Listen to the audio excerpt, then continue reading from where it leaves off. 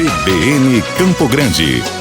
Oferecimento Unimed Campo Grande. Cuidar de você. Esse é o plano. Unigran Capital. Parceira em todos os momentos. Venha para melhor. Unigran e Saraiva de Resende. Conheça em Campo Grande a construtora acima das expectativas. 9h15. Estamos no mês da conscientização, claro, no mês de muita informação. É o Outubro Rosa e hoje vamos conversar com a doutora Samela Oliveira Santos, ela que é médica mastologista e que vai nos trazer aqui informações importantes e, claro, também curiosas para a gente aprender mais sobre o câncer. E, primeiramente, doutora Samela, muito bom dia, seja bem-vinda à Rádio CBN.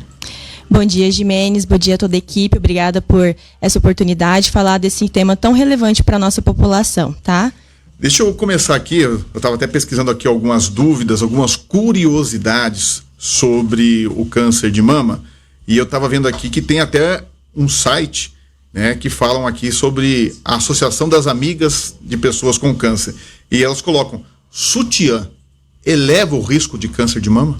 Não, a utilização de sutiã não aumenta o risco do desenvolvimento da doença, assim como as pessoas que não utilizam o sutiã também não diminui o risco de ter a doença. Então isso é um mito mesmo, um mito falso. Tá, ok, um mito já foi vencido aqui. A questão do silicone, né? A gente sabe que o Brasil é um dos países que mais se coloca silicone. Tem alguma ligação também com o câncer de mama ou não? Na verdade, assim, o silicone, ele não aumenta o risco do desenvolvimento da doença, mas ele atrapalha um pouco no diagnóstico de doenças, principalmente quando essas alterações, digamos assim, elas aparecem próximas ao silicone, então elas podem atrapalhar na detecção mais precoce, e isso acaba acontecendo. Por isso que, geralmente, o paciente que tem silicone, a gente não faz só a mamografia de rastreamento, a gente faz também ultrassonografia, até porque nós temos que avaliar, né, a estrutura da prótese, se ela tem alguma alteração. Doutora, o tamanho do seio, seios maiores, seios menores, tem alguma relação com a doença? Não. Pacientes que têm seios maiores não têm o maior risco de desenvolver a doença, assim como pacientes que têm seios pequenos não têm um risco diminuído, né? O risco é o mesmo para a população geral e os fatores de risco são outros que a gente vai comentar daqui a pouco. Como a senhora avalia hoje a consciência das mulheres em buscar de forma periódica a prevenção, o cuidado de fazer o acompanhamento pela experiência que a senhora já tem? Eu acho que a doença ela é muito estigmatizada, o câncer de mama, mas de uma maneira geral. Eu acho que as pessoas, tanto as mulheres quanto os homens, estão buscando mais através da informação, a globalização tem permitido isso, o nosso acesso à internet, porém nós ainda temos áreas do Brasil, né, de dificuldade de acesso, de distribuição de mamógrafos, e isso ainda acaba incidindo numa baixa taxa de detecção do ponto de vista do que a gente gostaria. A mamografia é o melhor procedimento para detectar o câncer de mama? Sim, a mamografia ele é o exame de eleição para o rastreamento do câncer de mama, porque o objetivo do rastreamento é diagnosticar a doença nas fases iniciais. E geralmente a doença na fase inicial ela se manifesta como a microcalcificação, né? Diferente da calcificação benigna, a microcalcificação. Isso só aparece na mamografia. A gente não vê no ultrassom de mama, a gente, na maioria das vezes, não consegue ver numa ressonância nuclear magnética de mama. Então, por isso, o rastreamento quer diagnosticar precoce. Então, o melhor exame para o diagnóstico é ele. Todo nódulo é um motivo de preocupação? Não. Existem muitos nódulos que são benignos, tá? Então, se a mulher tiver algum nódulo palpável, no exame de rotina foi identificado, a gente vai avaliar uma série de características para definir se esse nódulo vai ser acompanhado, se ele vai ser biopsiado, qual vai ser a conduta perante esse resultado de exame. Mas os nódulos podem sim ser benignos, nem todo nódulo é câncer de mama. Doutora, deixa eu entrar aqui no assunto curioso, né, que ficou conhecido há um tempo atrás, talvez a senhora já tenha ouvido até falar, daquela atriz famosa, a Angelina Jolie, que ela optou por fazer, né, por retirar as mamas, porque ela detectou num exame que a família teria a predisposição de desenvolver a doença. Como que chama esse procedimento que ela fez e qual que é a sua leitura em relação a isso? Então, ela descobriu, né, a mutação do gene BRCA1, 2, agora eu não me recordo exatamente qual, mas a mãe dela faleceu com câncer de mama jovem, ela fez o exame. E o que ela fez foi a cirurgia redutora de risco. também chamada de mastectomia profilática, tá? Então, essa cirurgia, nessas pacientes que têm uma alteração genética que aumenta o risco de câncer de mama, né? Quando você compara com a população geral, que já é de 10 a 12%, e ela teria um risco ali de 50 a 70% até o final da sua vida de ter a doença em algum momento, não exatamente sabendo em que momento isso seria. Então, nesses pacientes realmente está indicada a cirurgia redutora de risco, né? Que você tem uma informação, você sabe que essa paciente muito, muito provavelmente vai desenvolver a doença, então está indicada a cirurgia. Mas lembrando, olha o nome da cirurgia redutora de risco. Reduz o risco. Ela reduz o risco, um risco inferior ao risco da população geral das mulheres. Vai para uma taxa aproximadamente de 3%, mas ainda existe um risco. E consiste o quê? Em tirar as mamas. Isso, a gente resseca, né, a glândula mamária, preservando a pele, o tecido celular subcutâneo, que é a gordurinha que fica embaixo da pele, e o complexo areolo-mamilar, que é o mamilo, né? Então, esses pacientes, geralmente, a gente tira por dentro, como se você fosse fazer um envelope por dentro da mama, deixa só envelope cutâneo ao redor e coloca uma prótese, né, para ocupar o volume da mama ali no local. Esse exame, hoje, ele é comum de se fazer? Quem tem essa situação na família, é possível fazer esse exame? Sim, é possível. Existem algumas situações, até que alguns planos, eles, né, cobrem algumas situações. Mas quando é que a gente investiga, né? A gente tem que olhar para o seguinte: se você tem 2 familiares de primeiro grau, por exemplo, mãe e irmã, que tiveram câncer de mama, principalmente antes dos 50 anos... É uma indicação, inclusive, da gente fazer o rastreamento, começar esse rastreamento mais cedo, que depois a gente vai falar que começa aos 40 anos. Ou 3 familiares ou mais de segundo grau com a doença do câncer de mama. Lembrando que existem outras doenças que também aumentam o risco de câncer de mama. Não é só câncer de mama. Câncer de mama, de ovário, de tireoide, câncer de corpo de útero são os principais. Eu falei corpo de útero porque tem o colo de útero, né? O colo de útero é pelo HPV. Agora, em relação a...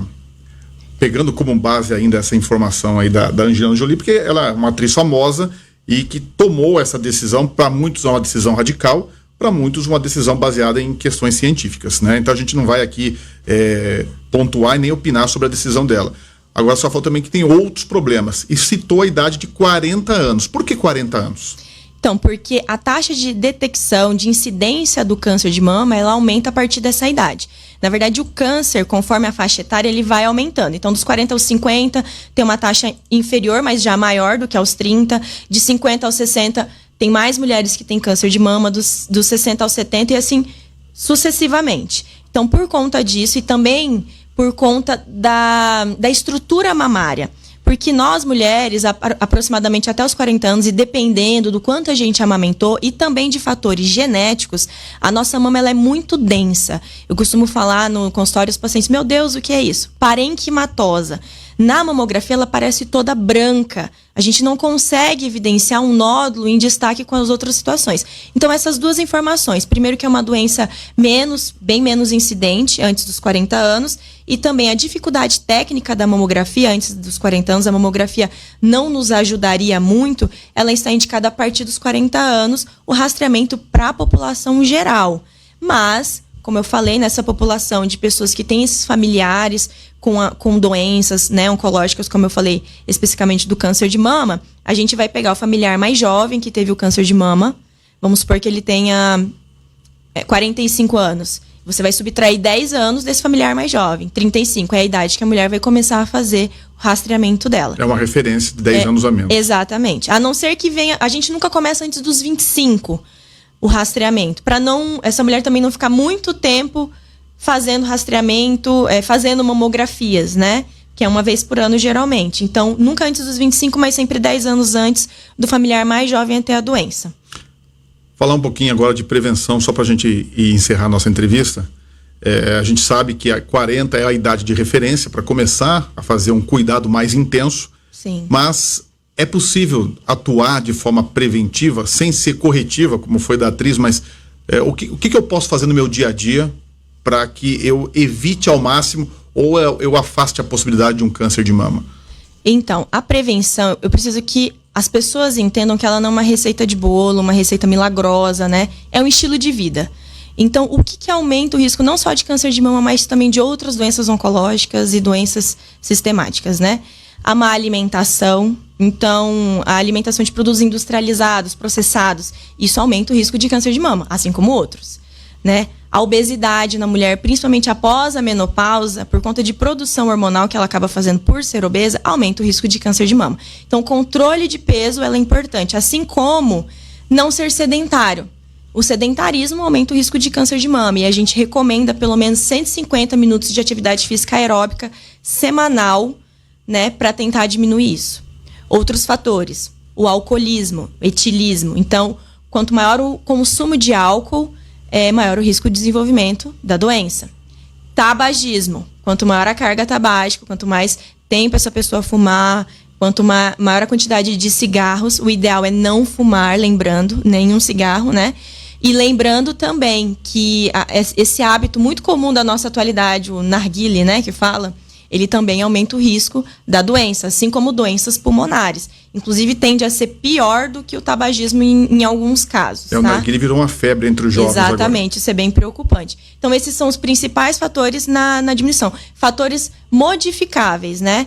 Além disso, também, as mulheres que amamentam mais, o maior tempo de amamentação, e que têm filhos, né? Então, elas não são nuligestas. Nuligesta é a mulher que nunca teve filho. Então, ter filhos e amamentar diminui também o risco de desenvolver a doença. Só pra gente encerrar, e tá acabando nosso tempo, vem uma pergunta que eu não posso deixar de fazer. Anticoncepcional. Então, anticoncepcional, a gente não tem um estudo confiável, digamos assim, que relacione realmente que o anticoncepcional aumente o risco de câncer de mama, porque a gente entende que ele traz muitos benefícios do ponto de vista do planejamento familiar, ele protege em relação ao risco de câncer de ovário, inclusive. Então, a gente não tem 100% de elucidação. Mas o que eu costumo pensar e falar para os pacientes? A gente produz hormônios todos os dias, né, no nosso corpo fisiologicamente, e altas doses para poder gerar um ciclo ovariano e menstruação, ovulação. E o anticoncepcional, ele pega essa dose que você produz para atingir a ovulação e cai lá embaixo. Então, você mantém uma dose de hormônio no corpo muito baixa. Então, assim, achar que o anticoncepcional estaria aumentando o risco de câncer de mama, não posso afirmar isso. Isso é uma inverdade, digamos assim. Né? E as mulheres que utilizam podem continuar a utilização dos seus. Porém, é importante eu dizer que a terapia de reposição hormonal, que é aquela que as mulheres fazem na menopausa, ou seja, pararam de menstruar, não produzem mais hormônios e tomam um hormônio externo, aí sim, esse está comprovado que aumenta o risco do desenvolvimento da doença. Esclarecido. Conversei com a doutora Sâmila Oliveira Santos.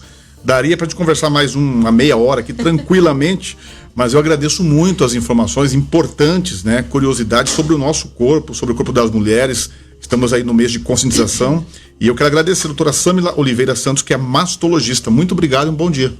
Muito obrigado pela oportunidade, espero ter esclarecido. Fico à disposição para perguntas futuras que vocês quiserem, eu posso mandar resposta e vocês respondem aqui, tá? Um abraço para todos. Nós que agradecemos. 9h28. CBN Campo Grande. Oferecimento Unimed Campo Grande. Cuidar de você. Esse é o plano. Unigran Capital. Parceira em todos os momentos. Venha para melhor. Unigran e Saraiva de Resende. Conheça em Campo Grande a construtora acima das expectativas.